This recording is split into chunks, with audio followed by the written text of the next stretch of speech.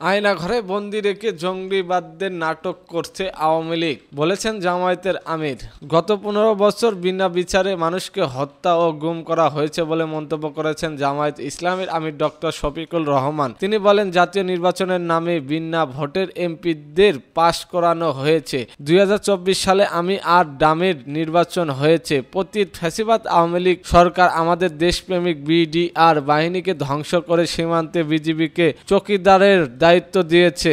মঙ্গলবার 24শে ডিসেম্বর দুপুর গাইবান্ধা ইসলামিয়া উচ্চ বিদ্যালয় মাঠে জামায়াত ইসলামীর জেলা শাখার কর্মী সম্মেলনে প্রধান অতিথির বক্তব্যে তিনি এইসব কথা বলেন। ডক্টর শফিকুর রহমান বলেন, নির্বাচনীয় পরিবেশ সৃষ্টি ও সংস্কারের জন্য অন্তর্বর্তী সরকারকে যৌক্তিক সময় দেওয়া হবে। আওয়ামী লীগের দুঃশাসন ও নির্মম হত্যাকাণ্ডের বিরুদ্ধে তরুণদের নেতৃত্বে যে গণ অভ্যুত্থান ঘটেছে তা বাংলাদেশের শান্তি ও সম্প্রীতির দেশ হিসেবে গড়ে তোলার সুযোগ সৃষ্টি করে দিয়েছে।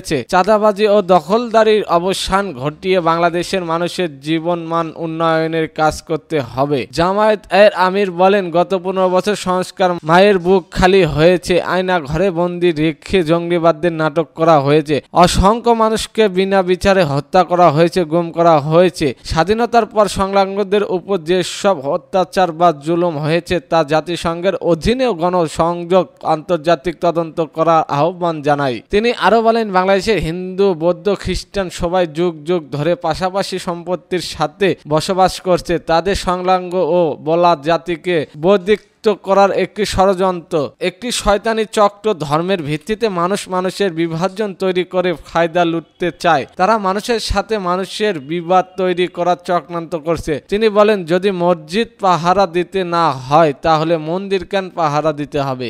এই দেশে জন্মগ্রহণকারী সকল দেশের গর্বিত নাগরিক, সবাই অধিকার সমান। নাগরিকদের সঙ্গে তিনি বলেন, জামায়াতের ক্ষমতায় গেলে কেউ নারীদের ইজ্জতকে কেউ কাঁচামাল হিসেবে ব্যবহার করতে পারবে না। তাদের পূর্ণ মর্যাদা ও নিরাপত্তা নিশ্চিত করা হবে। তারা মেধা ও যোগ্যতার ভিত্তিতে সমাজ ও রাষ্ট্রের জন্য অবদান রাখবে। জেলা জামায়াতের আমির মোহাম্মদ আব্দুল করিমের সভাপতিত্বে কর্মী সম্মেলনে অন্যদের মধ্যে বক্তব্য রাখেন সহকারী সেক্রেটারি জেনারেল মাওলানা আব্দুল হালিম, কেন্দ্রীয় কর্ম পরিষদের সদস্য অধ্যাপক মাওলানা মমতাজ উদ্দিন ও অধ্যাপক মাহমুদ রহমান বেল্লাল, জেলা জামায়াতের সাবেক আমির ডাক্তার আব্দুর রহিম সরকার, সিনিয়র নায়েবের আমির বীর মুক্তিযোদ্ধা আব্দুল ওয়াহেদ সরকার, জেলা সেক্রেটারি জহুরুল হক সরকার, সহকারী সেক্রেটারি সৈয়দ রকনুজ্জামান প্রমুখ। জামায়াতের হাজার হাজার নেতাকর্মী ছাড়াও বিপুল অসংখ্য সাধারণ মানুষ এই সময় উপস্থিত ছিলেন। এতক্ষণ আমাদের সাথে থাকার জন্য ধন্যবাদ।